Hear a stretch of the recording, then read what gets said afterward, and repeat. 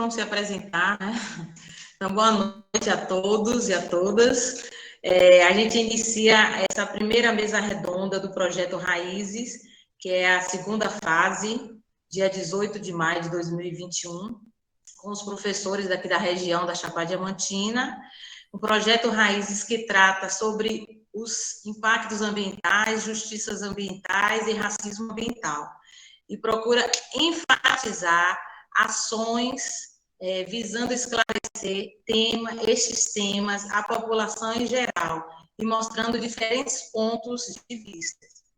Né? Então, eu agradeço inicialmente a presença de vocês, né? E eu acho que a primeira rodada a gente pode estar se apresentando e a gente faz uma segunda também para discutir sobre esses temas, no que vocês podem, como é que vocês trabalham no colégio, a sua vivência, né? Eu acho que é importante a gente estar conversando, o que é que pode colaborar para o futuro. Né? Isso aí a gente vai vendo o que é que vai saindo dessa primeira mesa redonda. Então, eu sou Cristiane, sou bióloga, administradora também, tenho um mestrado em botânica, sempre trabalhei aqui na Chapada, principalmente na ecologia, na questão de vento, inventário florestal, questão socioambiental, e esse projeto Raízes, ele foi proposto no ano passado, com essa pandemia. Eu vinha fazendo várias lives, aí uma das pessoas até do Rio Grande do Sul propôs montar o projeto relacionado a racismo. Aí foi a ideia que, como a Replante, né, porque eu venho pela Replante, a empresa de consultoria ambiental, educacional e gestão. Então, como a Replante poderia estar juntando agregando o racismo ambiental junto com os temas relacionados impactos ambiental e justiça ambiental. Então, foi aí que surgiu as primeiras mesas redondas no ano passado. Aí surgiu com várias pessoas, né? Tanto professores, vocês devem ter visto, e outros órgãos do Estado, municipal, federal, e pessoas de fora também, né? Teve gente de Feira de Santana, gente dos Estados Unidos, gente do Rio Grande do Sul, etc. E a gente vem fazendo período. Esse ano vai fazer com os professores, vou montar com os agricultores e com a equipe de turismo. Então, para quê? Porque abraçar tantas pessoas, tanto grupo diferente, né, que são pessoas diferentes, até mesmo quando a gente fala professores, na primeira mesa redonda, quando eu convidei alguns professores, foi bem interessante, porque todos, só eu que era bióloga, a maioria era de história, ou geografia, ou que eu me lembro, assim, de redação. Então, são áreas que às vezes não está envolvido nessa questão ambiental, né? Aí, e as pessoas não desconheciam, principalmente aqui na região, o tema racismo ambiental. Eu acho que é interessante estar tratando, porque tem muita relação com a justiça e o impacto ambiental. O impacto ambiental a gente pode falar muito, que tem muito a ver com todo o planeta, né? Tem muito assunto, muita discussão, mas eu acho que é importante a gente tentar juntar esses três temas, né? Que como um tema único, que impactar todo mundo tem essa questão de impacto, mas e com relação àquelas pessoas que têm mais o problema do impacto, além de outras questões, né? Que justiça existe? Será que é justiça mesmo ou injustiça? Eu acho que é isso que a gente tem que estar falando, cutucando, os professores conversando com os alunos, o que pode ser dito, né? Eu acho que é isso. Minha primeira apresentação, eu acho que em ordem de quem chegou, né, no caso, Célia, a gente vai ir aqui na minha ordem, assim, Célia pode falar, depois Lauro e Denise. Pode ser? Fica na ordem certinha. Então, vamos lá. Bom dia, boa tarde, boa noite. Depende da hora que você estiver assistindo, né? Essa mesa redonda aqui. Verdade. Saudar a mesa aqui, né? Nossas companheiras mulheres, né? A Lauro também. Eu sou Celiane, mas sou bem conhecida também como Celi. Eu sou educadora, né? Eu sou educadora popular, sou bióloga licenciada. Só agora estou educadora, né, do Estado, né? Educadora da educação básica, do ensino médio. Eu dou aula na escola, no anexo da Escola Horácio de Matos, Coronel Horácio de Matos, em Cabralha, né? Sou soteropolitana, mas moro aqui na Chapada há 7 anos, né? Principalmente em Ceabra, que eu já adotei como minha cidade do coração, então já me considero chapadeira. Sou mulher, mãe, feminista, militante das causas ambientais, militante dos movimentos sociais do campo, né? Da justiça ambiental com os povos e comunidades tradicionais.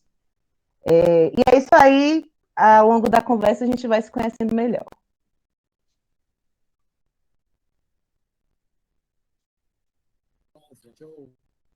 Eu queria dizer que é um prazer estar com vocês aqui, tá? É um prazer estar nesse momento de diálogo aqui, que eu acho que é muito importante, viu? E eu sou Lauro, né? Eu sou professor, sou, na verdade, professor de história, mas tenho formação em letras, né? Sou formado em letras de história e pedagogia. Pedagogia nunca exerci efetivamente, mas já trabalhei com língua portuguesa e com história, né? Eu sou de uma comunidade rural aqui de Ceabra, uma comunidade quilombola, conhecida como comunidade de Vazante, comunidade quilombola de Vazante. É uma comunidade que passa atualmente por uma questão muito conflituosa, porque é a comunidade onde vai ser construída a barragem, onde está sendo, né? Quer dizer, começou, a obra está parada, mas já está, né, quase 40% da obra já foi concluída, né? É a construção da barragem e por incrível que pareça, a região mais preservada que tem nesse eixo do Rio Cochó, dentro do município de Ceabra. E a região vai ser inundada, que é justamente da comunidade onde eu nasci, né?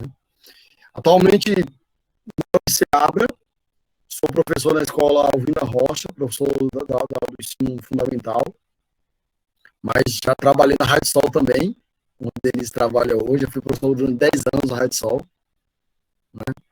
E tenho experiência também de trabalho no ensino médio, né? E em algumas universidades, né, que trabalha sobretudo com formação na área de pedagogia, né, que a minha experiência foi mais no ensino superior nesse sentido. E aí eu estou aqui para a gente conversar um pouquinho, mas além disso eu sou um militante das causas quilombolas, sobretudo, né? Participo da parte de organização comunitária, organização de associações quilombolas, tem um trabalho já desenvolvido nas comunidades quilombolas de Ceabra, no campo do associativismo. Por exemplo, com a Escola Família Agrícola, que tem uma importância estratégica no meu entendimento dentro do município de Ceabra, né? E dos municípios também da Chapada, alguns municípios. Enfim, e aí no decorrer a gente vai conversando um pouquinho mais e sabendo um pouquinho mais tanto das nossas trajetórias quanto da discussão dos temas estabelecidos para esta noite. Então, gente, vou copiar a Celiane, né? Bom dia, boa tarde, boa noite. Dependendo do horário que você esteja, né, assistindo a esse momento aqui de discussão, né? Meu nome é Denise, sou bióloga, né? Venho trabalhando há um bom tempo, né, nessa questão da conservação. Eu acho que a gente entender os impactos ambientais e tentar trabalhar, né, tentando aí resolucionar problemas, né, tentando entender essas questões todas que nos permeiam, eu acho que é o ponto-chave para a manutenção de todos os sistemas, né, os nossos sistemas, de certa forma, e consequentemente, nos manter vivos, né, manter toda essa biodiversidade. Então, esse momento aqui hoje eu considero, assim, de extrema relevância, é fundamental esses momentos, porque eu acho que é só através do diálogo, das nossas discussões, que a gente consegue enxergar, né, enfrentar, enxergar melhor todas essas questões ambientais que estão atreladas na contemporaneidade, né, que a gente fala tanto e enfatiza essa crise que a gente vive, socioambiental, né, econômica, né, porque eu acho que permeia todos esses aspectos. Então, eu acho que quando a gente vem tratando desses temas, né, que a Cris trouxe hoje, né, aqui para a gente não deixa de lidar com os aspectos sociais, ambientais, econômicos, políticos, porque eu sempre falo com meus alunos, né? Eu sou professora, né? E eu sempre converso que quando a gente propõe um projeto, né, em relação a alguma questão ambiental que a gente esteja tratando, a gente não pode deixar de ter uma visão ampla. E quando a gente fala de uma visão ampla, é atender todos esses aspectos, né? Social, cultural, político, econômico. A gente tem que deixar aquele conformismo e também aquela tendência que nossos jovens têm de não discutir sobre política, não discutir sobre todos os aspectos da nossa sociedade, né? Eu acho que todos nós aqui, eu acho que fomos criados, né, para essa não reflexão crítica. E isso foi permeando. Eu tive o meu ensino de que não discutir sobre essas questões políticas, sociais, era evitar problema, era evitar discurso, mas eu acho que a gente só vai além quando a gente discute sobre esses problemas todos, e a gente realmente, né, Celiane comentou aqui que ela é militante, isso é muito interessante, e quando eu fomento essas discussões do meu aluno, eu quero que eles sejam militantes, né, cada um, eu não sou da área ambiental, não tem essa questão de ser ou não ser área ambiental, antes de tudo nós somos cidadãos, né, e a gente tem que enxergar essas questões e nos apropriarmos como cidadão dessas questões, então a gente não tem que desvincular. Então, eu acho que eu acabei, né, adentrando aí um pouco essa discussão e acabei não falando, né, que eu sou professora aqui da região da Chapada Diamantina, de Ceabra, e dou aulas tanto de biologia quanto de ecologia, e eu acho que o discurso nosso, né, acaba adentrando essas questões que Cris aponta aqui, e eu gostaria de também pontuar na noite de hoje alguns projetos que eu já realizo aqui, como o projeto Óleo que Vira Sabão, e o projeto que é um grupo de discussão em ciências ambientais, que também procura, junto com a Cris mesmo faz, né, essa movimentação nas redes sociais, porque a gente percebeu, né, que a tendência agora é a gente tentar vincular essas discussões em educação ambiental às tecnologias, né, tentar alcançar um público maior para a gente atingir realmente os nossos objetivos. Então, vamos lá aí, durante a noite, conversar um pouquinho mais. Ótimo. Que bom que todos vão trazer e trazem mais experiências, né, para aqui, para a nossa mesa e para a conversa com os alunos, né, que eu acho que é importante. Eu acho que quando a gente fala, vou pegar o gancho aí da professora Denise, quando a gente fala antes até mesmo da pandemia, a gente usava até pouco, eu mesmo, falar de mim, assim, as redes sociais, né? Pelo tempo também, na correria, fazendo uma coisa, fazendo outra, e pouco se usava. Aí, com essa questão de ficar mais em isolamento, a gente busca algo para tentar fazer, mesmo distante de comunidades, de campo, de estar no meio das pessoas, né? Eu acho que é importante. Então, o Projeto Raízes vem fazendo, não vou dizer, mas de vez em quando tem um post, a gente está Instagram, alguns projetos no YouTube, com pessoas, com grupos de faculdade, além do projeto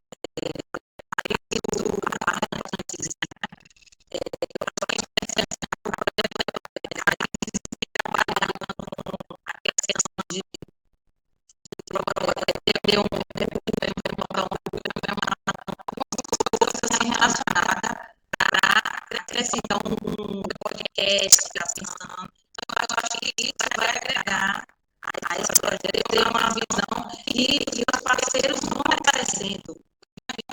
Começou com uma pessoa lá no YouTube que me chamou, apareceu mais alguns lá, alguns daí, e tá, eu acho que o projeto não é meu só, não é dele só, mas é de abraçar. Eu acho que é interessante isso. E quando a gente fala na questão, no meu caso, quando eu faço, sempre fiz trabalho de impacto ambiental, de licenciamento, por exemplo, a gente entrar um pouco nessa questão de impacto, de justiça, de racismo ambiental. Eu acho que é interessante a gente estar conversando, porque a gente vivencia a necessidade realmente que precisa ou se for uma outra empresa, ou alguém precisar dessa barragem, de qualquer jeito vai precisar de orçamento, vai precisar de pessoas do ambiental, de fora, isso é dependente. Mas aí veio a necessidade. Mas esse impacto vem como, né? Será que tem muito impacto para o lugar onde tem mais benefícios, né? Essa barragem, ou aquela manifestação lá de Piratã, foi muito comentada com as pessoas, né? Até em faculdade, a gente comentou muito a mineração, o problema da comunidade. Então, aí é legal, é legal essa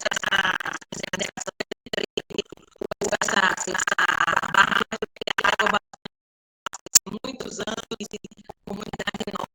Será que realmente, eu acho que essa mesa redonda, quando eu venho propor essas mesas redondas, a gente tem que estar cutucando e se questionando e perguntando sobre o que será, o que é bom realmente ou o que não é. Porque às vezes a gente aqui mesmo pensa que é um lixão aqui, mas será que realmente vale a pena aquele lixão ali, ou aquele falando lá de uma comunidade de quilombolas, que eles não conheciam, porque jogava lá e não jogava em outros lugares, por que tem que ser ali? Então, esses questionamentos, as pessoas ou os professores, para indagar e passar para o público jovem, né?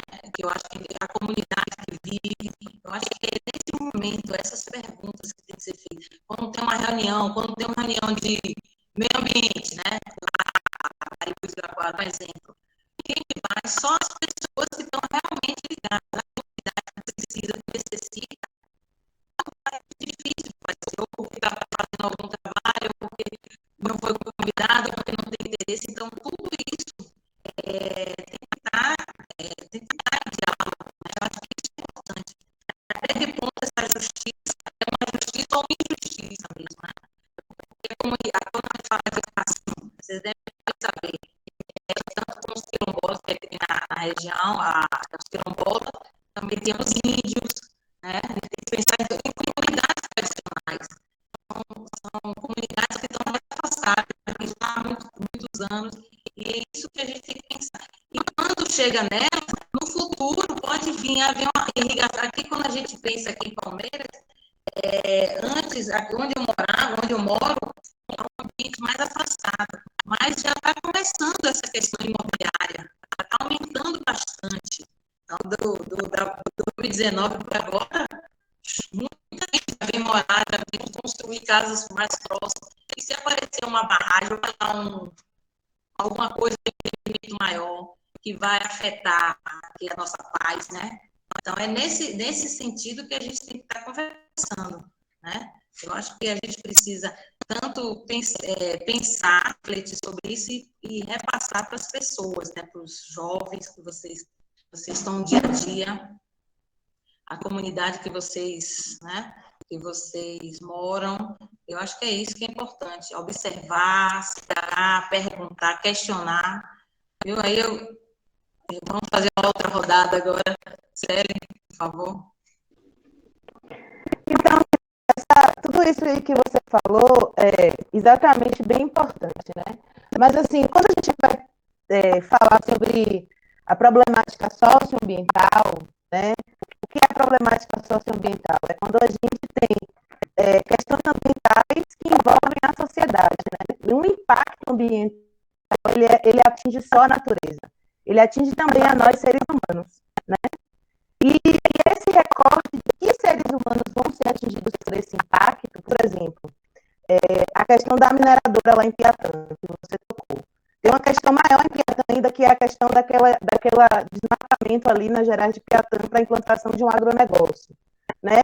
Quando chega esses grandes negócios, e aí vende-se para a população de que aquilo ali vai gerar muito emprego, que vai crescer a cidade, né? As pessoas da cidade, elas acham interessante, porque a gente mora numa região em que o emprego é escasso, né? Nosso território tem essa característica, né? E, ao mesmo tempo, é um território muito rico, porque a gente tem agricultura familiar,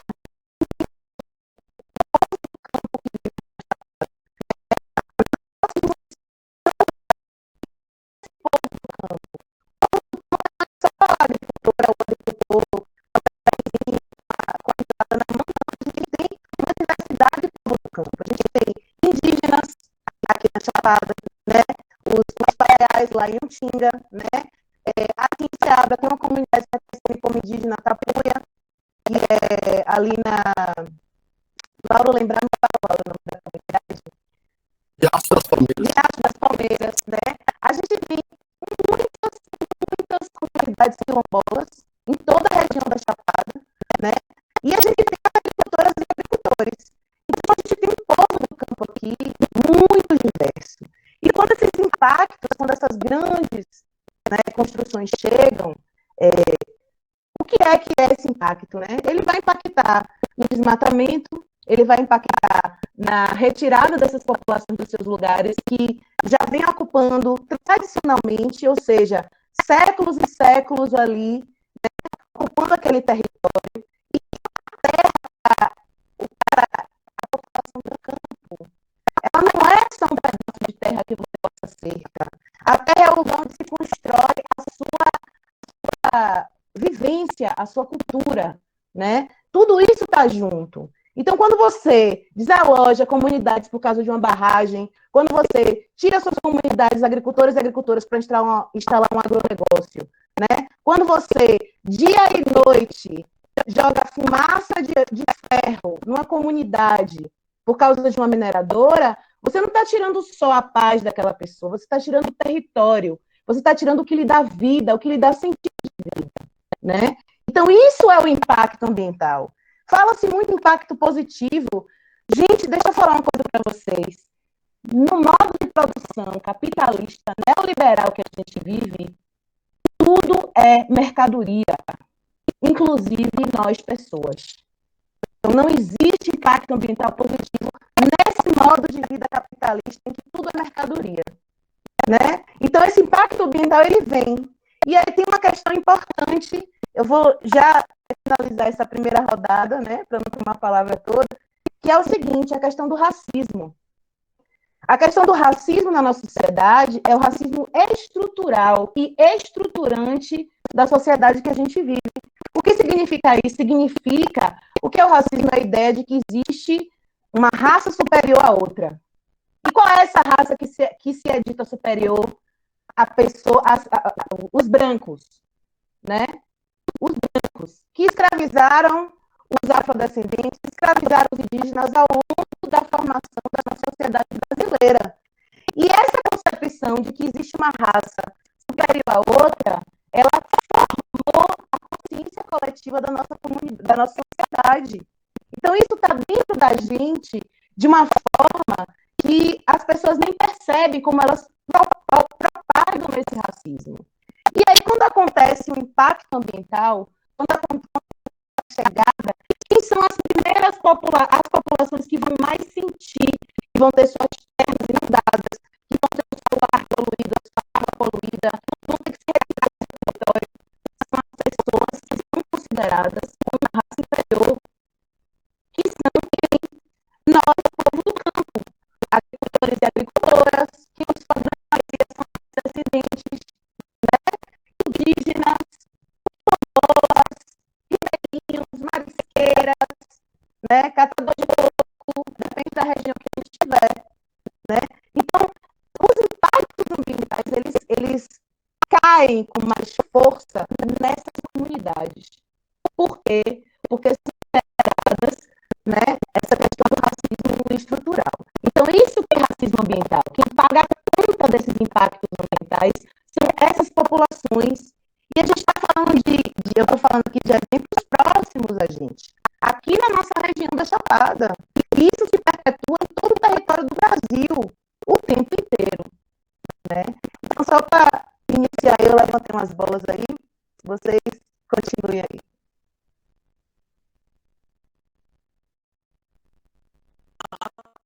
É Laura agora?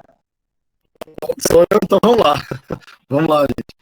Bom, eu queria primeiro, eu acho que é importante, quando a gente... Existe uma discussão teórica que levaria horas para a gente trazer lá termo, que é a questão do lugar de fala, né? Que está lá nos livros da Djamila Ribeiro. Há quem concorda, quem não concorda, há quem acha que virou um modismo, mas eu vou colocar a minha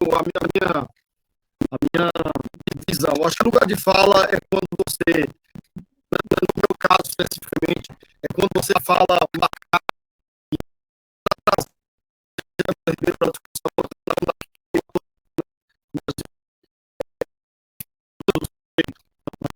é quando você fala a partir das suas raízes, de como você compreende, se compreende no mundo que você vive. E eu me compreendo hoje como uma pessoa da comunidade vazante. Em todos os lugares que eu vou, todas as palestras que eu participo, onde eu tenho a oportunidade de usar palavras, eu sempre digo, olha, eu sou, pode ser água, mas sou da vazante. E quando eu falo isso para dizer que o meu lugar de fala é que é um quilombola atingido por barragem. É esse o meu lugar nesse momento. E a Celiane já me contemplou bastante, porque, veja, quando a gente pensa numa construção de uma barragem, a gente normalmente traz a primeira vez que eu me vi representado no cinema foi no filme Narradores de Javé, não sei se vocês já assistiram.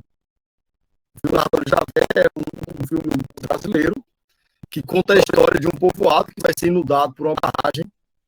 E no momento em que eles estão discutindo a barragem, como é que vai fazer para salvar aquela comunidade, para que aquela comunidade não seja inundada, né? Tem uma reunião, tem uma cena onde tem uma reunião e um diz assim, mas vamos fazer a barragem? Mas por que vamos fazer a barragem? Vamos inundar Javé, né? Vai inundar Javé por quê? Aí um diz assim, olha, eu não sei.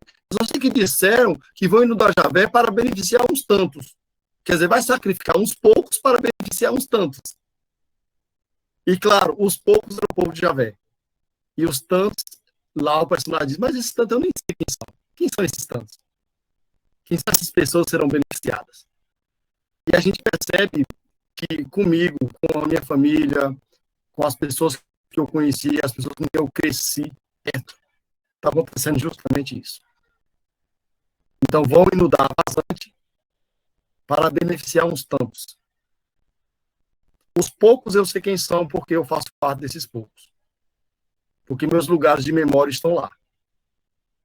Porque minha irmã mais velha foi sepultada lá. Porque os lugares onde eu aprendi a aprender gado, os lugares onde eu aprendi a caçar lenha, a trabalhar na lavoura, os lugares onde eu aprendi a rezar para as almas, a participar das procissões, a segurar a cruz nos momentos de via sacra, esses lugares não mais existirão. Eles estarão debaixo d'água. Mas os lugares, sobretudo, que eu vi a paisagem mudando, ano após ano, a partir da capacidade que a natureza tem de se regenerar. Porque cada lugar que era uma roça, 5, 8, 10 anos depois, já era uma floresta. Porque muitos da comunidade hoje pararam de fazer isso, mas tinham o hábito de fazer roça com queimadas, né? Roçava, queimava. A zona rural toda era marcada por essa questão. E aí, eu vi quantas roças viraram em floresta. Mas essas roças que viraram floresta, que já estão agora com mata fechada, elas também não existirão, porque não existirá mais floresta, nem mata fechada. Porque as águas levarão. Isso significa dizer que, quando a gente fala, por exemplo, de construção de uma barragem, esses poucos, eles eu identifico, mas eu não consigo identificar os muitos, porque eu não aceito o argumento de que a barragem é construída por uma simples necessidade que Ceabra, ou Piatã, ou Boninal tem de abastecimento humano. E por que eu não aceito esse argumento como sendo o argumento principal? Porque se fosse assim, com tantas crises hídricas que Ceará já viveu, fechando a BR para ter direito à água, já teriam resolvido o problema, já teriam construído a barragem. Mas, na minha visão, a barragem faz parte de um projeto muito mais audacioso, no sentido de favorecer determinados personagens, sobretudo da política do município e do estado, que estão dentro de uma relação de poder que transcende a necessidade do povo, ou seja, o povo é apenas um argumento para mostrar uma necessidade de uma barragem, mas existe interesses outros por trás desse processo que faz com que a barragem ainda esteja nesse pé. E para contextualizar, é bom dizer para vocês o seguinte, a construção da barragem não é uma coisa recente. Ela começou a ser construída em 2015, mas a discussão dela vem desde o final da década de 80. Eu nasci em 1980. De lá para cá, eu quando comecei a me entender como gente, a ter raciocínios, vamos dizer assim, para as questões, uma sensibilidade para as questões sociais, as questões locais, né? Quando eu comecei a me entender como gente, já comecei a me entender como gente dentro dessa luta da barragem que iria ser construída. De tempos em tempos, de 2 em 2 anos, né, eleições de prefeito, eleições de deputado, de governador, a barragem ela ia ser construída. E passou assim, de 2 em 2 anos a barragem vai ser construída. E aí vinha candidato, vinha o político X, vinha o deputado X, vinha a promessa X, vinha o cabo eleitoral X, e dizia, agora sai a barragem, porque agora fulano vai entrar e vai construir. Então a barragem foi um mecanismo de palanque eleitoral já há quase 30 anos. E até hoje a barragem não saiu. E aí, quando a gente vai pensar, por exemplo, na lógica do que é o racismo ambiental, que Celiane já inclusive trouxe, né? A gente encontra alguns elementos aí que dá para a gente comparar. A gente encontra, por exemplo, a ideia de que a ideia central do que é o racismo ambiental, ela está na ideia de colonialismo, né? Ela está na ideia do colonialismo. A ideia, por exemplo, de quando os homens europeus, os primeiros europeus chegaram aqui e olharam para essas terras e não reconheceram que aqui tinha índios. E aí os historiadores que vêm depois disso vão chamar esse processo de descobrimento. Um conceito que já por si só anula a possibilidade de ter nessas terras os verdadeiros donos de direito dessas terras. Essa já é uma visão, em essência, carregada do racismo ambiental. Só que de lá para cá, aqueles que vieram para cá como colonizadores, como dominadores, aqueles que vieram para cá como espoliadores de direito, eles foram se travestindo de acordo com as circunstâncias em perfis diferentes. Então, antes era o colonizador português. E isso perdurou um longo período. Mas depois era quem? Era a elite imperial. E essa elite imperial passa ali pelo primeiro reinado, passa pelo período regencial, eram os regentes, depois era o Dom Pedro, eram os senadores, e na República passa a ser, portanto, a estrutura da República. A estrutura do governo republicano, né?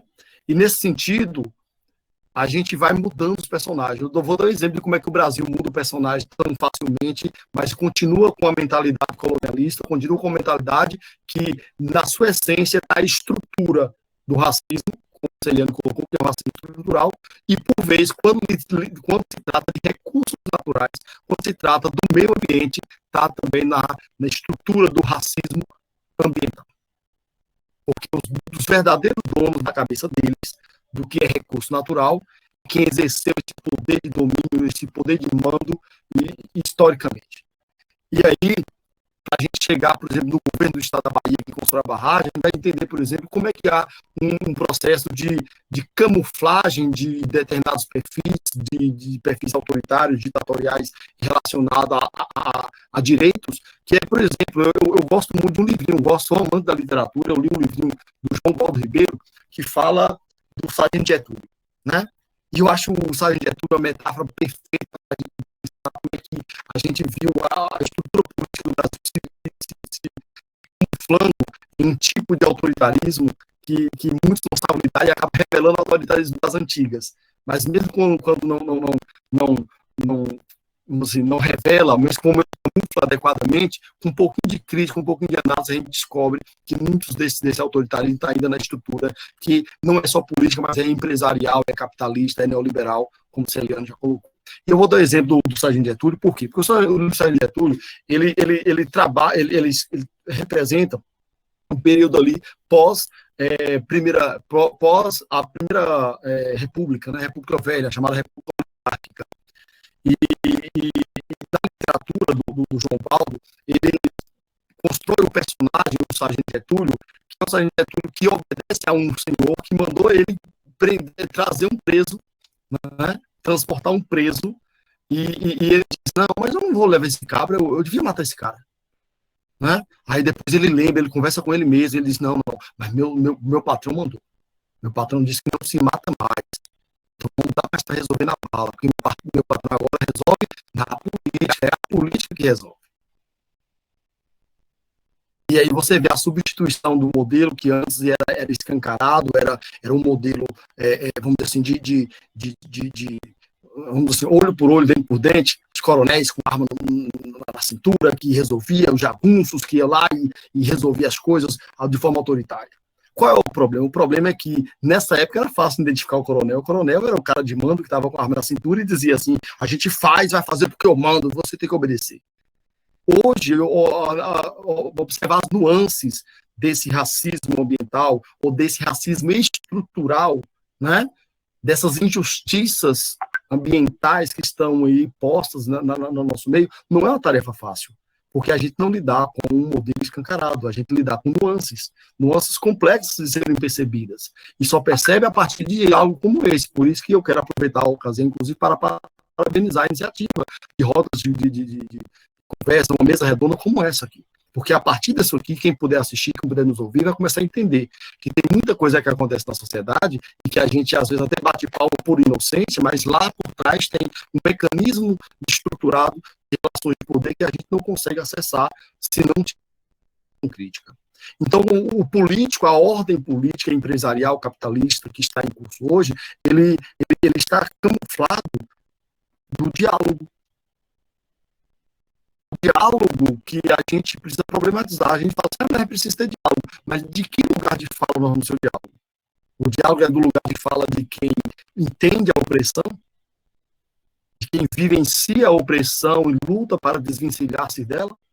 Ou o diálogo do lugar de fala de quem quer buscar uma justificativa para mostrar que está certo no seu projeto de poder? Porque tudo é diálogo. Mas de que lugar nós vamos fazer esse diálogo? De que lugar nós vamos chamar o diálogo?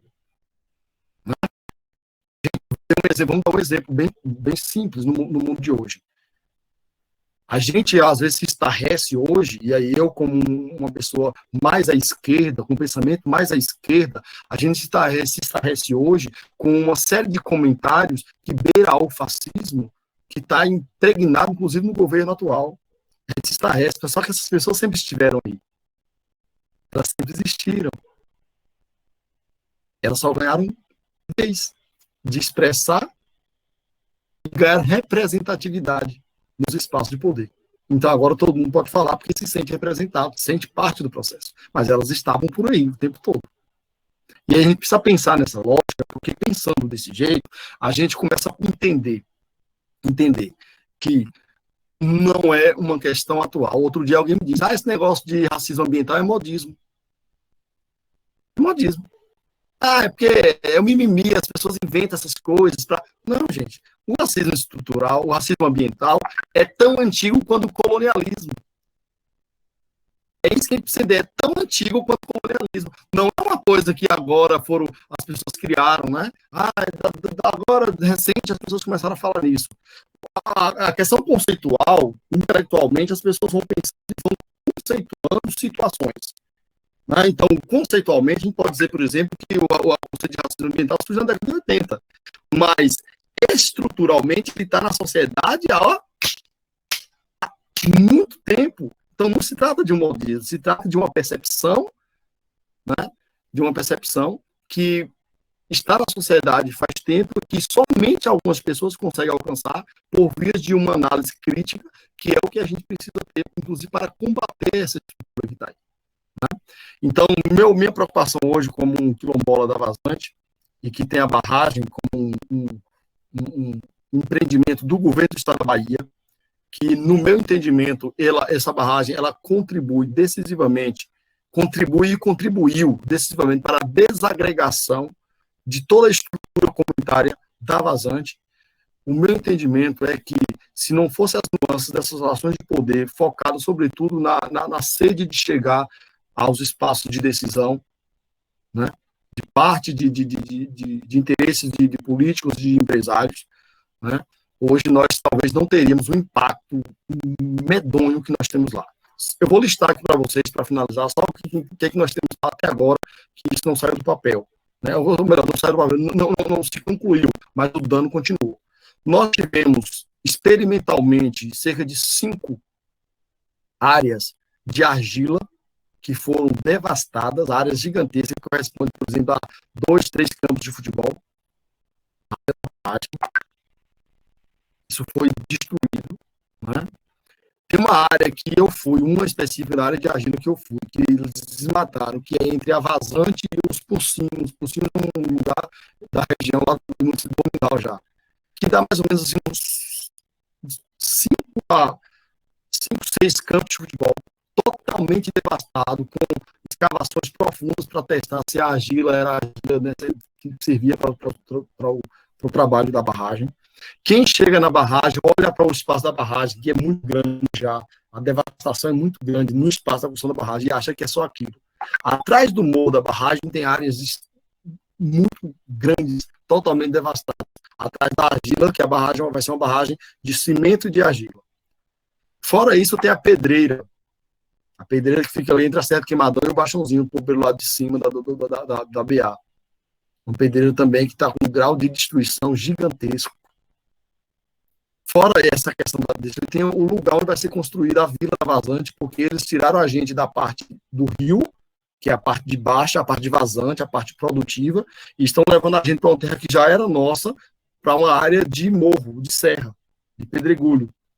E lá a devastação é ainda maior, porque eles limparam uma área muito vasta para construir 52 casas, que essa era a contrapartida que o governo teria que cumprir, e até agora o governo construiu 5 casas que só tem telhado e paredes, mas não tem porta, não tem piso, não tem água, não tem energia.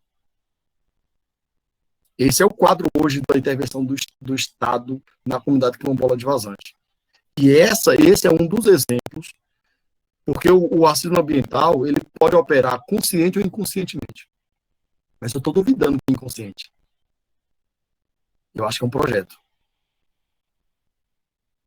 E eu falo desse lugar, então, eu falo do lugar de quem vivencia essa intervenção do poder político e capitalista dentro da comunidade quilombola, que eu entendo que hoje a gente vive, talvez, em Ceaba ou na Chapada, o maior impasse, tanto impasse de desconstrução, de apagamento de histórias, enquanto um impasse também do ponto de vista de acesso à terra, porque as terras produtivas serão inundadas. Então, é complicado. Mas a gente pode, quem tiver dúvida também, quer saber mais sobre a barragem, pode conversar depois sobre esse tema, que eu acho que é um tema que, quanto mais gente estiver sabendo e compreendendo sobre esse processo, melhor. Viu? É isso, pessoal. Desculpe prolongar. Eu falo demais, então acaba tomando tempo. As foram ótimas. Agora a Denise vai falar um pouco mais. Deixa eu comentar uma fala do professor, que eu acho que é interessante, porque quando a gente pensa. Rapidinho, viu, Denise, professora? Porque quando a gente pensa em uma barragem, numa mineração, um exemplo, né, esses 2 exemplos que a gente está focando mais, precisa de licenças ambientais, precisa de um estudo avançado, tanto com a sociedade, a comunidade local, quanto estudos flora, fauna, geológica, etc., né? Hídrico. Então, esses estudos, infelizmente, estão cada vez mais sendo esquecidos, né? Os órgãos, não precisa, vamos montar aqui, como ele falou, o poder, a política que está gerindo mais. Está passando a boiada, né, Cris? Como? Está passando a boiada, né, Cris? É isso.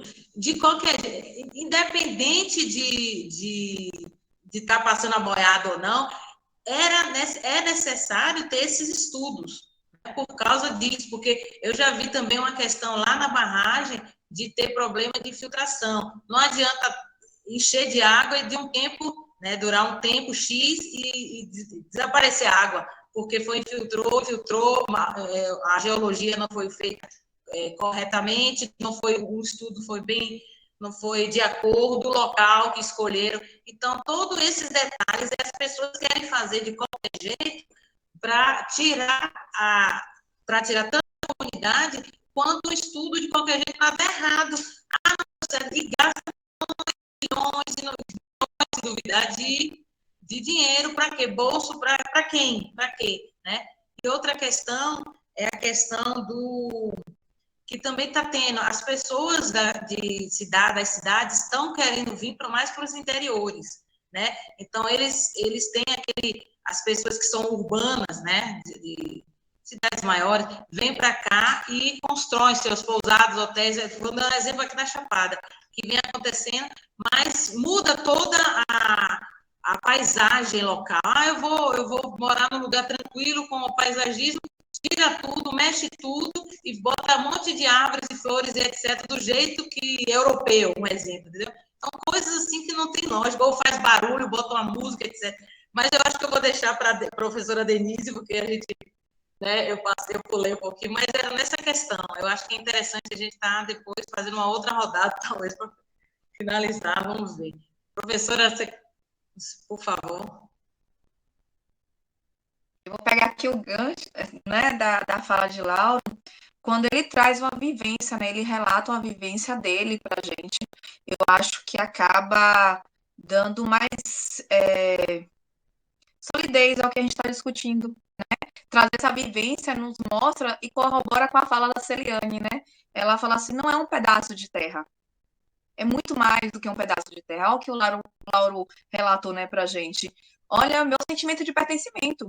Você tem um sentimento de pertencimento, você tem uma cultura, não só você, mas toda aquela comunidade ali naquele local, e a gente percebe um resultado, né, onde mora, né, esse processo histórico da justiça ambiental, que ela vai resultar dessa lógica perversa, né, de um sistema que penaliza, né, as comunidades vulneráveis, aquela comunidade que não tem voz, que é uma comunidade excluída de todo o processo da gente, que é um processo político, né, é um processo que realmente ele vai validar a uns em detrimento dos outros. Ele não vai validar uns, como diria a nossa Constituição, né, em prol de uma maioria. Ele vai, né, estar favorecendo uns. Que esse uns, né, Laura, a gente não sabe se esses uns seriam a maioria, mas que a gente acredita que não, né? Porque a gente tem que observar todas as carências da região, né? E eu queria pontuar uma fala da Celiane, que a gente estava comentando, né, sobre essa questão da terra, do pertencimento da terra, das vulnerabilidades, né? E Eliane falou essa questão dos impactos ambientais positivos, né? Primeiramente, se a gente for olhar, né, o significado da palavra impacto, a gente não tem um impacto positivo, primeiramente. E aí, quando a gente fala do impacto ambiental, e aí a gente vem com essa discussão do existe um impacto ambiental negativo e um positivo, a gente começa a tender no nosso discurso a minimizar, né, os impactos.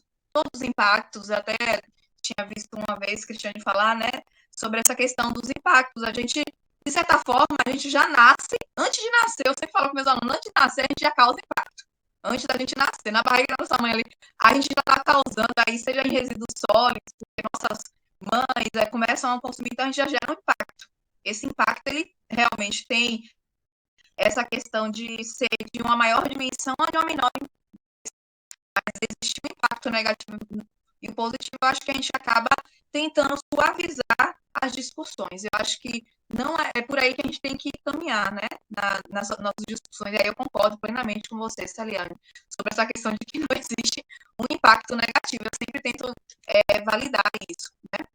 E um outro aspecto que eu achei bem interessante da fala de vocês e que eu acho que é bem interessante o que eu vivenciei foi que Eu comecei a atuar em Seabra na época que começou as eleições, né? E aí a gente conversava, e como eu trabalho com ecologia, eu sempre tento trazer a vivência dos meus alunos, né? O que é que vocês vivenciam? E eu, quando tinha chegado aí da primeira vez em Seabra, eu tinha me deparado com o Rio Coxó, e eu queria conversar sobre ele, o que é que vocês veem, é um rio extremamente poluído, não é? Vamos conversar sobre isso, tirem fotos, vamos dialogar. E vamos falar sobre resíduos sólidos e tal com meus alunos. E aí, nessa questão, começou, né, a fomentar as discussões políticas, carreatas e tal. E eu falei, e aí, gente, vocês já perceberam, né? Eu ouvia lá do apartamento, escutava o que é que eles prometiam para a comunidade, né, de Ceará e região. E aí eu perguntei aos meus alunos, naquela intenção que eu acho que todos nós, como profissionais, entendemos, né?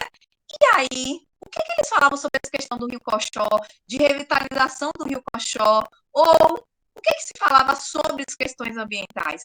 E aí eles mesmos criticavam na outra semana, né? Eu fico assim, besta, porque eles não mencionam nada sobre as questões ambientais e tal. Eu falei, mas isso é culpa de quem? Né? Porque a gente sempre tem que se indagar, né? De quem é a culpa e como é que a gente pode fazer para modificar aquele cenário. E aí a gente vai levando as questões que eles mesmos encontram resposta. Mas realmente a gente não coloca isso como oportunidade, primeiramente, né?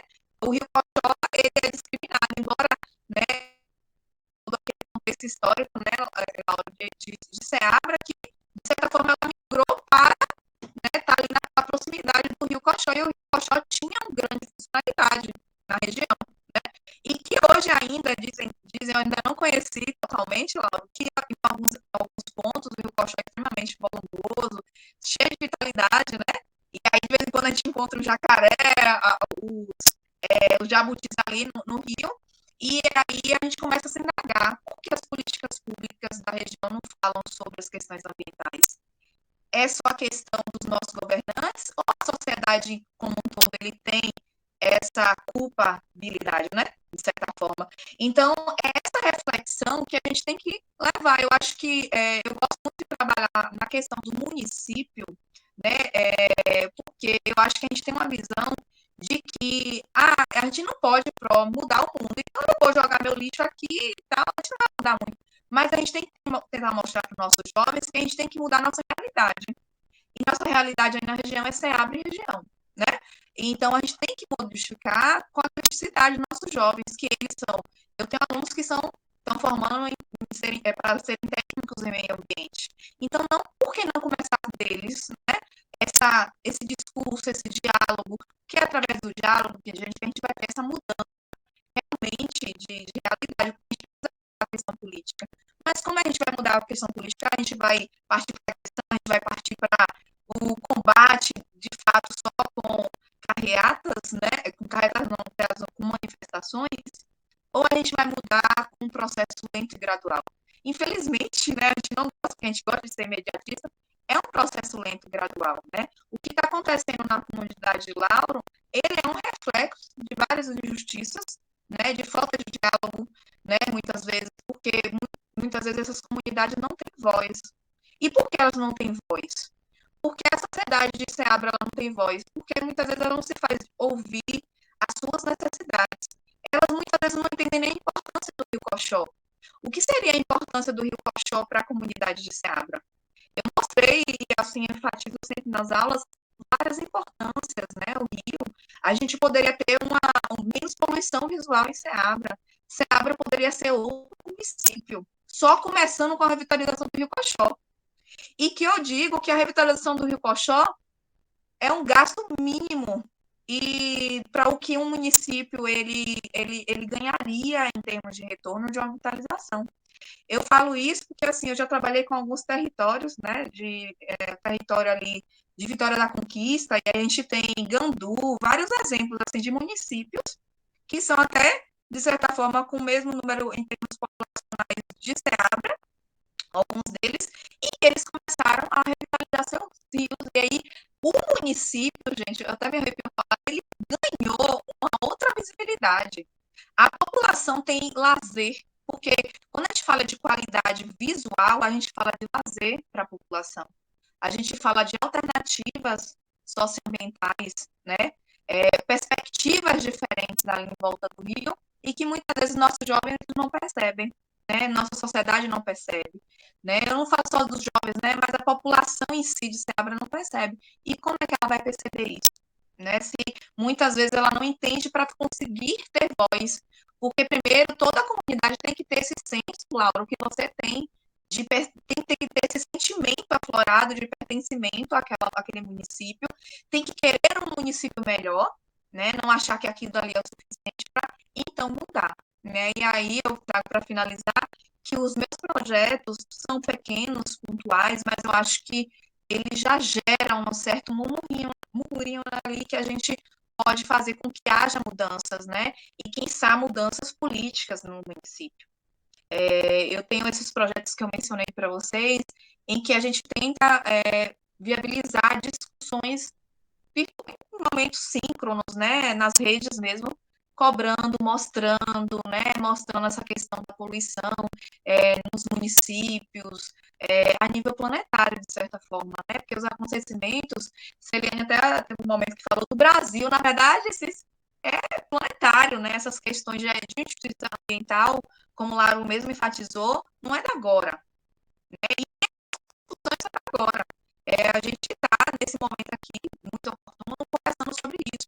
Mas é algo que a gente vê em muitos artigos que é um estudo que demonstra isso, essa questão do racismo ambiental, da justiça ambiental, que é algo que procede. A gente realmente inviabiliza, né? A gente polui a água, a gente polui o solo, a gente não presta uma assistência de esgoto para populações que vivem em vulnerabilidade.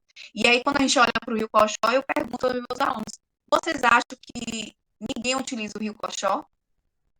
Porque existem comunidades utilizando o Rio Coxó para tomar banho. Existe sim pessoas utilizando para beber a água.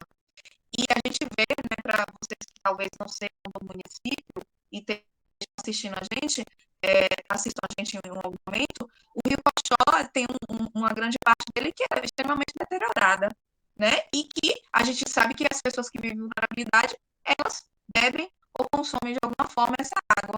A gente que está ali, que não utiliza, a maioria dos meus alunos não utilizam, a gente não tem essa sensibilidade para perceber, porque muitas vezes não vê. E aí, quando a gente começa a discutir, eu acho que a gente começa a comentar essas questões que são tão importantes para o crescimento da nossa população, né? Nossa comunidade. Isso, muito bom a conversa. Eu acho que tem muito que conversar, viu? Eu acho que estamos já 1 hora aqui na nossa live, nossa conversa, nossa mesa redonda, né? E a gente não falou, acho que nem a metade do que a gente queria falar, eu acredito. Eu acho que podemos finalizar com uma fala final, assim, a gente tá, e a gente reunir, se quiser, mais uma vez, eu fico à vontade com vocês, se vocês quiserem, a gente está buscando essas conversas.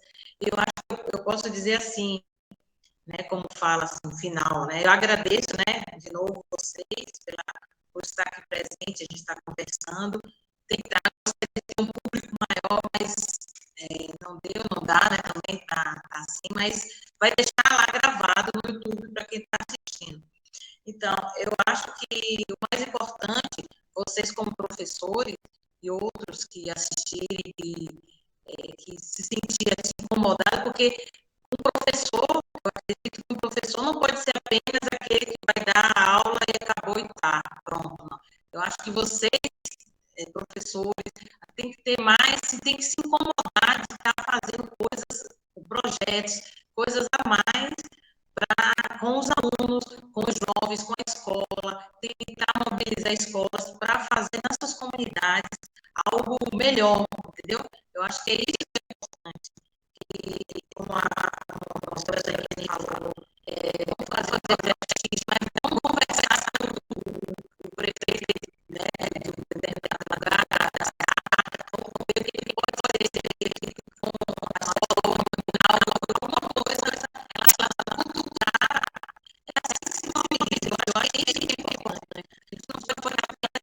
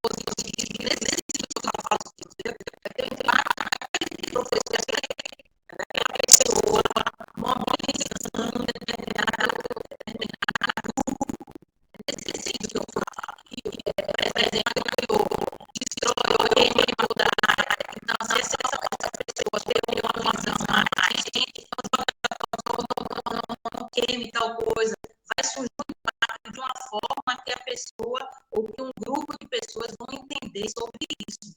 Tá? Vai ter um que vai ser contra, mas vai ter outro que vai estar a favor. Eu penso nesse sentido, entendeu? A questão das abelhas, polinizadores, então o impacto, né? Polinizador agrotóxico. Então, é nesse sentido, o impacto que eu falo, para o bem, né? Mas eu acho que é isso. E aí eu passo para a Célia para se despedir, os outros demais. Eu acho que a gente ficou um tempo maravilhoso. Eu gostaria de mais tempo, mas eu acho que quem assistir vai ficar muito cansativo. Aí a gente pode deixar para outras conversas futuras. Combinado? Célia, por favor. Combinadíssimo. Então, para encerrar, eu não posso encerrar dizendo tchau, beijo, obrigada. Eu tenho umas coisinhas pequenas. Tenham paciência. Eu sei que vai ser legal. Você que está assistindo vai gostar. A primeira coisa é o que a gente quer com esse impacto positivo dessa roda de conversa aqui, né? Que é uma roda de conversa, né? É você pensar com você mesmo, com você mesma que está assistindo, o que é que eu tenho a ver com isso. Esse é um primeiro ponto.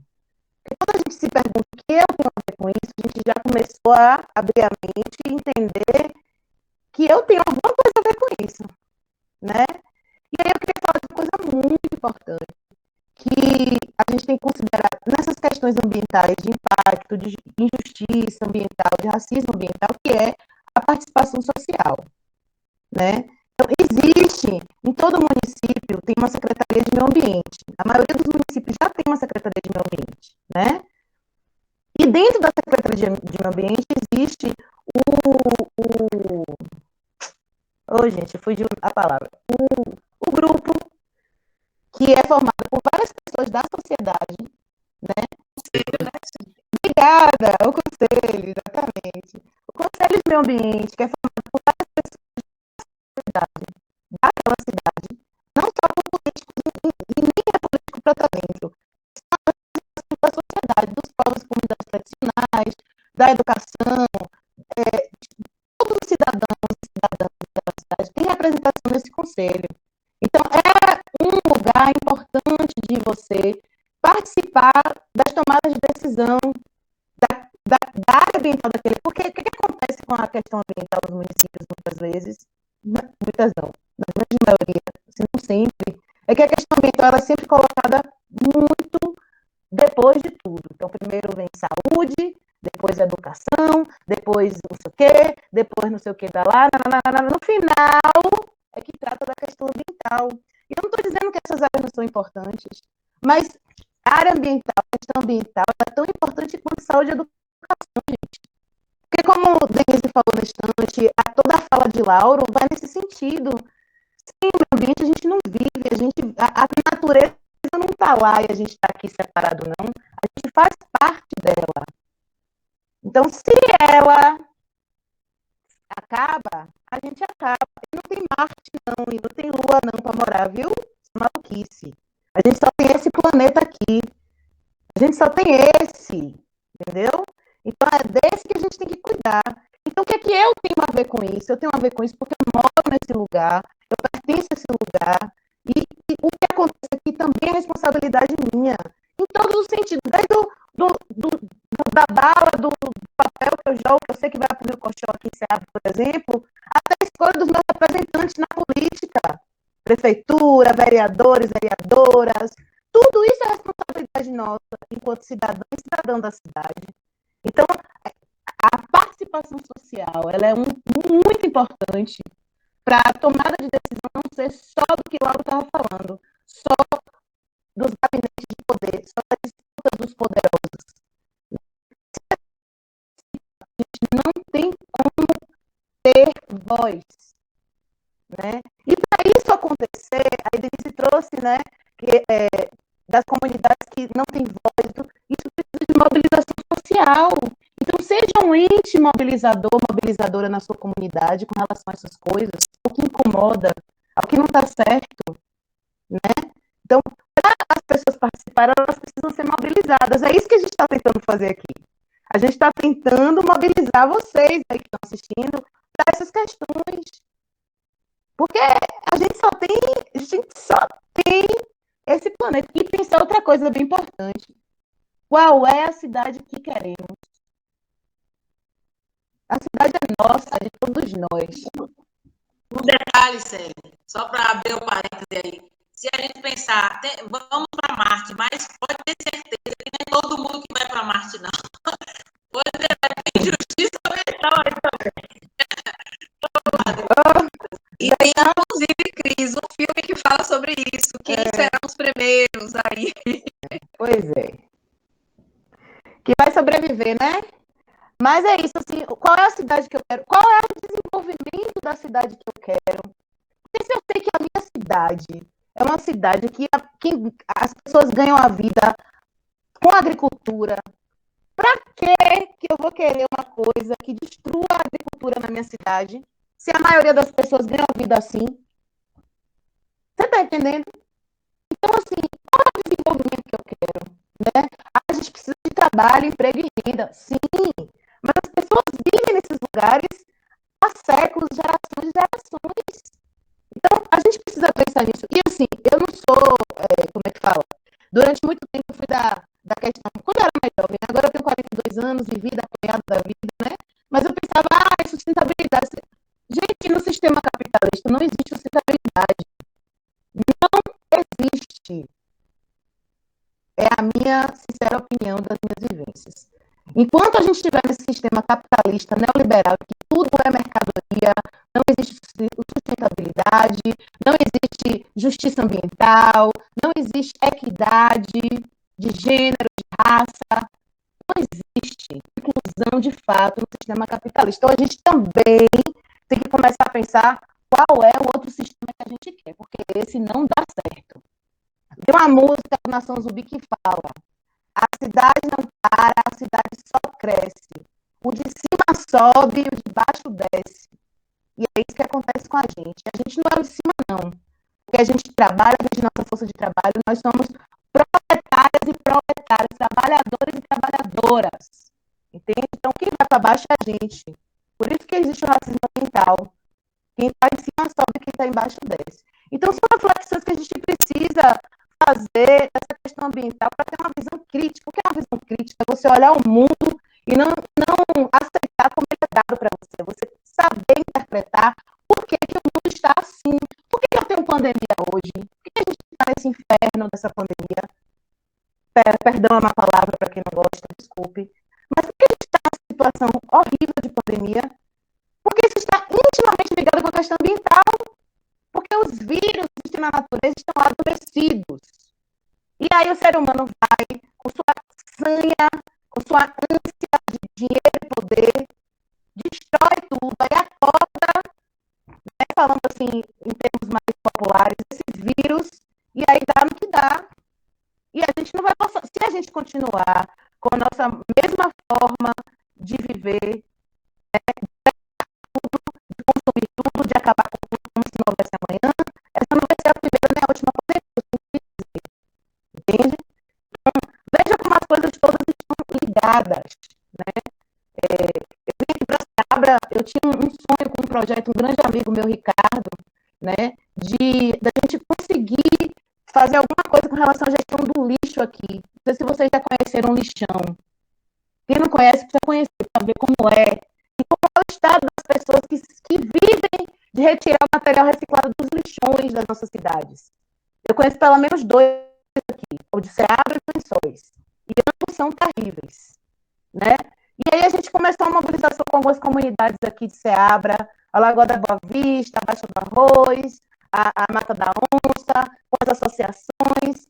Conseguimos um tempo fazer esse recolhimento junto com um rapaz daqui que fazia esse recolhimento do material reciclável, mas infelizmente a gente não teve apoio político de gestão pública do município.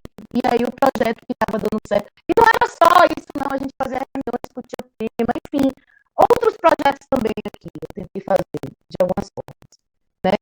Mas a gente precisa acordar, gente. Ó, acorda, o planeta é a gente passa, mas as pessoas ficam. A gente, né, cresce, nasce, reproduz, e nossos filhos e nossos netos, que mundo é que eles vão herdar? E elas vão herdar? É um mundo machista, racista, homofóbico, que destrói tudo? Não é esse mundo que eu quero deixar, não. Então, dentro das minhas possibilidades que eu tenho, no meu local de atuação, eu estou tentando fazer o que eu posso, tá? No mais, eu queria agradecer muito a Cris pela oportunidade de estar aqui, né? Eu espero que a gente consiga mobilizar vocês, né? Pelo menos dar uma sacudida, para pensar diferente, não ficar tão vidrado nas redes sociais, na televisão, né? Na máquina de moer gente, enfim. Acorda para a vida, porque não é só isso. A vida não é só sobreviver, a gente precisa viver. A gente não pode aceitar a subvida que o sistema capitalista nos dá, que é essa vida de só sobrevivência. A gente tem direito a muito mais que isso.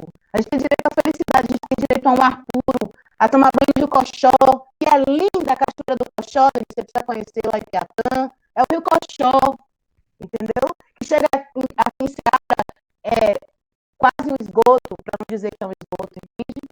Então, assim, obrigada, Cris. Obrigada, Laura, Denise, pelas trocas, pelos aprendizados aí coletivos. Gratidão. Espero poder a gente estar em outras oportunidades. E para vocês que estão assistindo aí, galera, se mexe, viu? É um planeta só. Valeu, um abraço. Até a próxima. Sei lá, agora eu tô... Pronto, sou eu. Gente, é isso. Eu quero fazer algumas ponderações rápido, até porque como já fomos avisados aí do tempo da live, mas é isso mesmo. Eu até tinha dito para a Cristiana, só vou poder ficar até as 8, mas aí meu professor suspendeu a aula no mestrado que estou fazendo de ensino de história, e aí eu estou aqui livre, então para mim o tempo está tranquilo, mas a gente precisa terminar, né? Eu queria lembrar alguns pontos sobre o Rio Coxó, por exemplo, que Denise falou, né? Ô, Denise, a gente desenvolveu um projeto, isso já tem 4 anos já, na Escola Alvina Rocha, onde eu trabalho, o projeto do EMA Literário, o nome do EMA Literário do simpósio. O EMA Literário é uma parte do simpósio que a gente desenvolve também no simpósio. A gente tem um projeto chamado Simpósio na Escola Alvina, onde a gente pesquisa vários temas e a gente tem um dia, né, uma semana, que é uma semana onde os resultados das pesquisas por alunos são apresentados, né, em forma de simpósio, como fosse um grande acadêmico, só que isso no ensino básico, fundamental. Né? E a gente levou os meninos, isso é uma parceria da área de língua portuguesa, né, da escola, os professores de língua com os professores de humanas. Nós levamos aliás, todos os professores da escola estavam envolvidos. Nós levamos os alunos para a nascente do Coxó. E levamos os meninos lá. Eu fiquei abismado com o que eu vi lá. Isso tem por volta de uns 4, 5 anos. Eu fiquei abismado. Por quê? Porque simplesmente uma roça. Arara, meteram um trator na região da nascente do Rio Coxó, fez uma roça na nascente. Você pisava assim no solo, e aí começava a aparecer água ali do nada, assim, porque é realmente a nascente. Né? A vegetação típica de nascente toda ali, uma parte revirada pelo trator, e a gente entrava assim um pântano, né? E a gente entrava e começava a ficar com os pés dentro da água, porque estava nascente, borbulhando ali, no Rio Coxó. Nascente do Rio Coxó. Aí fomos na Cachoeira do Rio Cochó, fica ainda abaixo, né? A nascente fica um pouco acima. E a Cachoeira do Cochó, que Celiane falou, é muito próximo da nascente principal do Rio Cochó. E o Rio Cochó, então, ele tem vida útil, vamos dizer assim, perene, vamos dizer assim, por um perímetro muito curto, muito pequeno. Da nascente até a região do Cochó, que é o povoado do Cochó, perto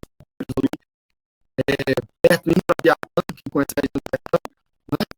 Da nascente até lá, o rio ainda é,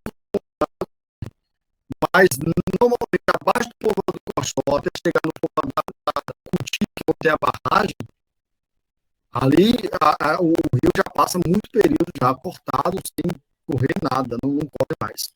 De forma que da Cutia, da barragem da Cutia até Ceabra, o Rio Cochó passa a maior parte do tempo sem correr. Ou seja, não é um rio, passa inclusive 2, 3 anos sem correr. Recentemente é que nós tivemos um período com um índice pluviométrico maior, e aí nós tivemos o rio corrente por um período maior, né? Mas não é comum. A gente passou quase 10 anos aí sem esse rio Cochó descer água mesmo, assim, né? Quando não estava água aqui em Ceabra, era água de chuva, água dos poços que estão aqui, né? Mas não era água do rio corrente. De forma que quando é que esse rio, então, ele se torna podre, vamos dizer assim, rio podre, ele se torna em Ceabra. Eu conheço o rio Cochó de Ceabra até Piatã. Não pela estrada, mas pelo rio. Entende? E quando é que ele se torna podre, imundo, extremamente poluído? Em Ceabra. Por quê? Porque Ceabra não tem 1% de saneamento básico. Porque todo o lixo produzido em Ceabra, ou ele vai para as fossas sépticas, no caso dos resíduos de banheiro, por exemplo, ou ele vai para os rios quando a chuva passa e leva para os rios. Depois de feita a coleta do material, dos resíduos que vão para o lixão, né? Aqueles resquícios que ficam na rua, quando chove, todo ele para o rio. Fora que a gente tem hoje o rio Cochó recebendo, inclusive, fiquei sabendo que tem resíduo de hospital indo para o lixão, para o rio Cochó. Em Ceabra, ali na ponte, ali próximo da ponte, descendo ali a rua Itaberaba, né? E o lixo de hospital dentro do rio Cochó. E aí é complicado, porque logo abaixo daqui, eu trabalho, às vezes no final de semana, inventei de fazer roça, né? Trabalhar não é roça, é um quintal que a gente cuida, plantando tomate, plantando batata, para até se livrar um pouco dessa questão do material com agrotóxico. Lá no Barreirinho, logo abaixo. A gente não utiliza algo do rio, mas tem gente que utiliza. Para plantar, para colher, né? Então, nesse período que o rio passou correndo, as pessoas utilizaram essas águas aí. E eu estou falando abaixo do rio de Ceabra, então, né? Que é um problema. Tem gente que utiliza para fazer suas hortas, para plantar, porque não tem outro meio. E aí está usando uma água extremamente poluída, que é essa água que passa por Ceabra. Então, eu diria que hoje a cidade de Ceabra, ela, em se tratando do rio Cochó, nós, né, como moradores da cidade, nós prestamos um grande serviço ao meio ambiente. Um grande serviço, porque o rio Cochó é fortemente impactado por nós. Claro que lá em Bolinal também tem impacto, claro que a região de Piatã também tem impacto, mas a poluição extrema do rio Cochó se dá nesse perímetro urbano. É sofá, é resto de geladeira, é pneu, tem de tudo no rio. Né? De tudo no rio. Então, eu fiz questão de fazer essa questão, isso aqui, porque talvez de nós aqui, não sei qual é a realidade desse ano, mas talvez quem nasceu, quem tomou banho, quem pescou, quem se alimentou do rio Cochó, talvez de nós 4 aqui, nós 5 aqui, sou eu. Eu cresci assim, as margens do rio Cochó lá na Vazagem. Tomei banho, né? Primeiro que não tinha encanada na minha comunidade, a gente tomava banho no Cochó, a gente pescava no Cochó. Eu não conto as vezes que não tinha carne, né? Porque carne está caro, hoje está muito caro, né? Mas eu sou de uma comunidade, de uma realidade social, que a gente não tinha carne para comer. Então eu ia pescar. Eu não conto as vezes que chegava de manhã, minha mãe ia ia fazer as coisas de casa, trabalhar na roça, e eu pegava a varinha de anzol e dizia assim, mãe, eu vou no rio ver se eu pego um peixe pra gente comer meio-dia. Isso tem pouquíssimos anos. Não, isso aí, como eu disse, eu nasci na década de 80, eu nasci em 1980, expressamente. E essa realidade aí toda que eu vivi ainda em grande parte da década de 90. Então, por exemplo, 93, 94, 95, ainda fazia isso. De lá para cá, o Rio Cochó foi simplesmente dizimado. Claro que na década de 90, no finalzinho da década de 90, ele já estava muito deteriorado, já tinha um processo muito intenso de destruição do rio. Né? Mas eu cresci pescando ali, gente. Eu pesquei, assim, eu não estou dizendo de uma, sabe, eu não ouvi falar, eu vivi isso. Né? Eu vivi isso. Né? Eu aprendi a nadar, eu sei nadar. Vim conhecer piscina depois de adulto. Não sabia nem para piscina. O mar, então, eu fui conhecer mar quando eu tinha 20 anos de idade. Eu aprendi a nadar no Rio Cochó, é o que eu conhecia. Era a minha praia. E o rio hoje não existe.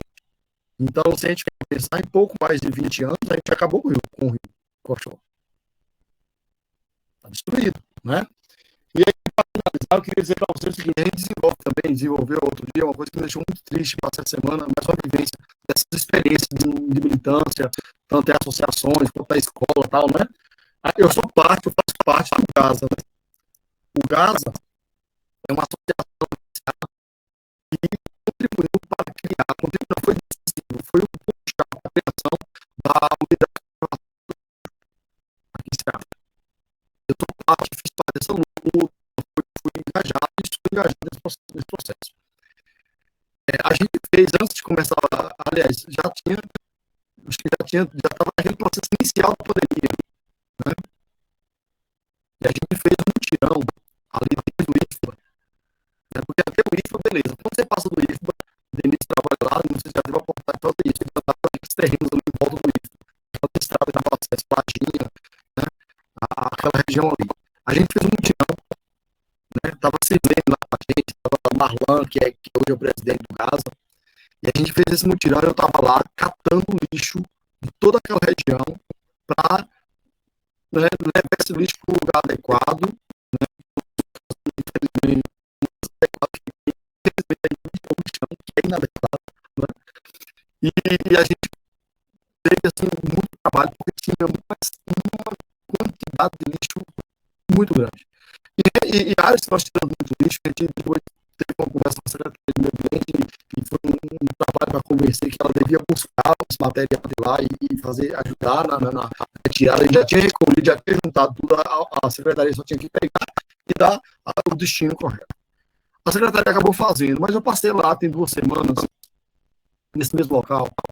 Gente, vocês acreditam que tem ainda mais lixo do que quando nós retiramos? Atrás do IFBA ali, naquelas vias de acesso do IFBA atrás, onde vai para a Lajinha, gente, tem muito lixo. Aí eu fiquei me perguntando, gente, tudo que nós fizemos naquela ocasião, se pegar aquele mesmo grupo que foi para lá hoje e passar o dia todo tirando lixo, não conseguiria o lixo que tem lá. E aí eu fico me perguntando quanto a essa questão da consciência ambiental que a gente fala muitas vezes, né? E eu parto do princípio que a gente precisa, talvez, nas escolas, em momentos de roda de conversa como essa aqui, né, como militância mesmo, a gente precisa criar algumas estratégias, construir algumas metodologias que descolonizem as mentes. Porque, na verdade, a gente está com um processo muito sério. As pessoas, elas entendem que quando elas jogam o papel uma garrafa de cerveja que ela tomou, que lá nós podemos que mais, sei lá, umas 500 garrafas de cerveja daquelas cervejinha pequena, né? Ela acha, não, eu tô fazendo isso aqui porque se eu não fizer isso, o gari não tem trabalho. Tem gente que tem esse raciocínio pequeno, sabe? E, infelizmente, é mais fácil você não ter o trabalho e dizer que vai dar o trabalho pro outro e você se eximir da responsabilidade. Terceiriza a responsabilidade que é sua, porque a responsabilidade pelo planeta não é só de quem trabalha na área da limpeza, é de todo mundo. E lá na região atrás do IFBA, é um exemplo de meios comunidades destruindo o lugar onde ele passa todo dia para ir para sua roça, ele passa todo sábado para ir para sua roça. As pessoas estão destruindo e sujando um espaço que é o ponto onde eles passam para ir para ter seu lazer. As pessoas vão fazer farra lá nas casas, nas roças, e voltam e jogam seus lixos no meio da rua, no lugar onde ele passa sempre. E aí não dá para entender. É só uma mente colonizada. Uma mente que está tão aquém do seu papel como cidadão na sociedade, que ele acredita que fazendo aquilo, ele está simplesmente se desvencilhando de uma responsabilidade e dizendo, olha, se o poder público quiser que resolva. Por isso que eu também acho que a gente tem o poder público, mas tem uma responsabilidade individual com o poder. Não é só das secretarias, dos governos, dos prefeitos, do presidente ou dos governadores e deputados. É de cada cidadão. E da César que é de César. Precisa ser cobrado, precisa responder, precisa fazer sua parte. Mas cada um de nós também. E aí precisa construir metodologias que esses colonistas realmente não dá para acreditar na capacidade que o ser humano tem de destruir o seu próprio. Porque ele que o planeta é o nosso único verdadeiro destruir, fazer igual você e se é que é isso, né? Então a gente precisa pensar. Eu queria agradecer pelo momento importante. Eu estou agora para participar desse momento, tá? Eu sempre convido. Outro dia, minha pessoa de Santa Catarina me ligou, não, vou começar a te indicar para você conversar. Eu estou fazendo uma velha de estado.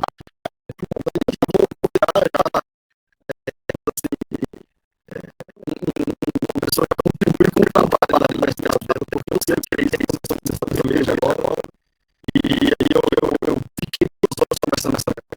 Eu saí da conversa leve, sabe? Porque é uma coisa que me dá um prazer realmente participar. Então, sempre que tiver a oportunidade de participar, eu estarei aqui pronto para contribuir. Agradeço, Denise, não te conhecer, não saber da sua trajetória comercial, eu não conhecia. Ela é uma parceira mesmo, porque eu considero assim, quem tem umas ideias em conta, mesmo que está com a parceira, Cristiano, já conheço, né? Já tive a oportunidade de ouvir mais vezes. E agradeço a vocês por esse momento, viu? E relato mais uma vez, ressalto mais uma vez. Bom, abraço, gente. Muito interessante porque eles trouxeram alguns temas aí, né? Racismo, justiça ambiental, e ela veio contribuir para a orientação. Eu acho que a gente acabou finalizando, né, e enfatizando essa questão, né, da educação, que a gente discute, e a gente fala assim, olha, a política pública, a sociedade, tudo tem que fazer isso, fazer aquilo. Eu falei de radicalização do Rio, e aí a questão aí do lixo, onde foi um caso de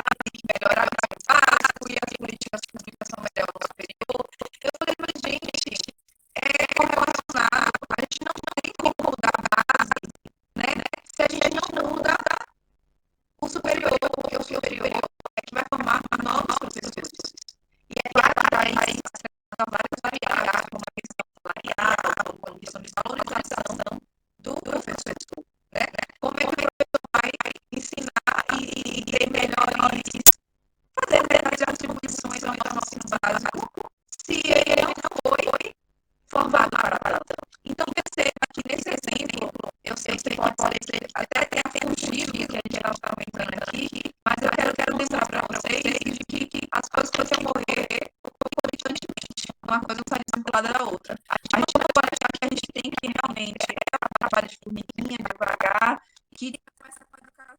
A gente tem que educar nossos jovens, mas ao mesmo tempo a gente se exime de fazer alguma coisa aqui agora. A gente tem que fazer algo aqui agora e ao mesmo tempo nosso trabalho de formiguinha, que é de mudar, não é mudar mentes, é de discutir, fomentar a criticidade, né? A gente fomenta a criticidade e aí eu acho que a gente começa a mudar a realidade, fazer com que o sujeito ele perceba a realidade dele de uma forma mais crítica. E aí depois a gente, claro, concomitante a trabalhos, né, de gestão ambiental, de gestão do município, que a gente vai ter realmente mudança. É nisso que eu acredito, né? Eu acho que que acredita, eu acho que a educação em todas as áreas, ela é o princípio de tudo, é o norte, mas para tanto a gente precisa também agir, né? E como é que a gente chega? Eu acho que todas as indagações levam a essa questão da educação, da gente indagar o que, é que a gente pode mudar. E aí, novamente, eu trago nesse projeto que eu realizo, mas eu acho que traz esse momento, acho que cada vez mais não pode a gente tem que tentar a esse mundo e porque a gente já dá atrativos de dados que mostram isso, né, de que a gente consegue sim, através das redes sociais, Instagram, Twitter, comprar, e ampliar a visibilidade. Muitas vezes pensar que essas redes sociais, elas são porque são criadas para isso mesmo, né? São de fomento rápido, ali, talvez o usuário ele não tenha um conhecimento profundo sobre aquele assunto, mas eu acho que ele já fomenta. E aí agora cabe a ele buscar, né? Em outras fontes mais confiáveis sobre aquelas temáticas. Então eu acho que esse pode ser um dos caminhos que a gente pode trilhar. E eu estou tentando fazer essa parte. Eu acho que Cris, com essa questão dessa discussão aqui hoje, e a gente, né, a gente está trazendo uma contribuição hoje aqui, né, nesse momento de fala, que é de tentar fazer com que nossos pensamentos, né, cheguem a mais pessoas. Isso é uma rede, né? É um conhecimento em rede, só que remoto lá, né? Para que todo mundo possa perceber. Então, eu sou muito grata, eu acho que eu acabei enriquecendo mais essa questão, né, dos conhecimentos técnicos do Photoshop, a vocês falando da encantada, de Seriane, sobre nação zumbi, e aqui que eu achei interessante, eu falei assim, eu já tinha escutado algumas outras pessoas falarem sobre, eu falei assim, eu tenho que trazer essas coisas para nossas aulas, né? Eu acho que para eles perceberem, eu sempre jogo uma charge no final para que eles mesmos, né, consigam permear o caminho deles. E sobre a questão do resíduo sólido, né, Celiane falou que começou aí um projeto, tudo, a gente também tem um outro projeto que está acontecendo aí, não sei se vocês conhecem, que é do CEP, né? O CEP tem essa questão da coleta de resíduos sólidos aí em Ceabra, o que eu acho bem interessante, né? Eu tenho um projeto que é de coleta de óleo de cozinha, e aí a gente produz sabão, né? A gente conseguiu edital, a gente conseguiu financiamento, a gente produz sabão e a gente já conseguiu doar só nesse período de pandemia mais de 600 barras de sabão, de 400 gramas para comunidades em vulnerabilidade social, o que eu acho que é uma pequena, né? Mas uma grande contribuição, principalmente para os meus discentes, né? Antes de entrar na live de hoje, a gente teve uma reunião, eles comentando assim a oportunidade de entregar a essas pessoas de vulnerabilidade. E aí eles falaram assim, eles estavam felizes, né? Falaram que não tinham falaram que não tinham sabão para limpar as residências, né? E a gente sabe como agora a questão da higiene, sempre, né, gente? Mas para as pessoas que estão em vulnerabilidade social, quanto a higiene nesse período de pandemia, e quanto esse trabalho que a gente acaba semeando nesses jovens, eles vêm a mudar a realidade deles, a perceberem que existe algo além daquilo que está na nossa realidade, que talvez seja uma realidade mais amena, né? Mais distante dessa vulnerabilidade. E eles perceberem isso, para mim, foi como professora algo sensacional, né? Eles perceberem mesmo na prática. E a gente poder ajudar um pouco aí o município já é gratificante. Então, obrigada pelo convite, obrigada, gente, pelo compartilhamento aí das vivências de vocês. Eu que agradeço a vocês, viu?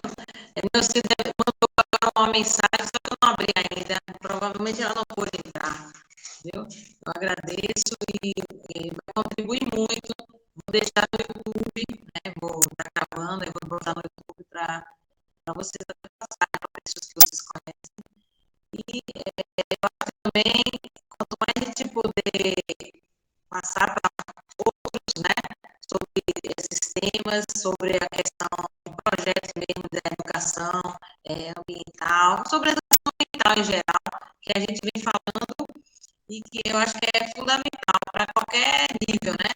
A pandemia que foi dita aí, eu acho que é importante, tudo está voltado à questão de meio ambiente, né? Pandemia, da saúde, tudo vai voltar realmente ao meio ambiente. Que aí volta a sociedade, etc. Aí foi falar, todos, né, falaram, já temos 2 horas praticamente aqui, eu acho que a gente só tem que despedir, viu? Foi ótimo, e quando puder, a gente faz uma outra rodada, bota mais gente, é isso, um abraço a todos, e todo dia a gente vai se falando, viu? Eu quero agradecer.